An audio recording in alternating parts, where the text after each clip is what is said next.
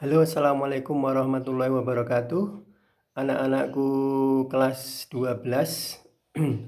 Hari ini kita akan membahas tentang obat antihistamin ya. Obat antihistamin itu termasuk obat yang digunakan untuk mengatasi masalah alergi ya. Beberapa antihistamin masuk ke dalam kategori obat keras dan beberapa antihistamin ada juga yang masuk ke dalam kategori obat bebas. Jadi ketika seorang pasien mengalami reaksi alergi, maka salah satu terapinya yaitu memakai pengobatan antihistamin ya. Jadi ketika alergi maka kalian ingatnya antihistamin. Nah, reaksi alergi ini sangat banyak sekali ya macamnya.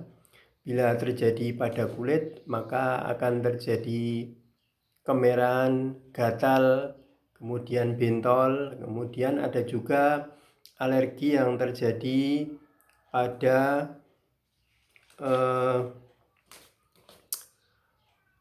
hidung ya, bisa bersin, pilek, kemudian juga bisa terjadi pada saluran pernafasan yang mengakibatkan sesak nafas. Dan antihistamin ini nanti secara singkat ada dua jenis golongan ya. Yang pertama antihistamin generasi pertama, kemudian juga ada antihistamin golongan kedua. Dan antihistamin itu dapat berupa pil, dapat berupa tablet, ada juga yang diberikan berbentuk salep. Dan ketika seseorang mengkonsumsi antihistamin maka efek yang dirasakan akan terasa ketika sudah 1-2 jam. Tapi mungkin berbeda dengan salep. Salep ini lebih cepat karena langsung menuju, misalnya terjadi gatal-gatal, maka akan langsung menuju pusatnya sehingga akan cepat sekali teratasi bila menggunakan antihistamin tersebut. Kemudian perlu diperhatikan bahwa antihistamin itu memiliki efek samping ya.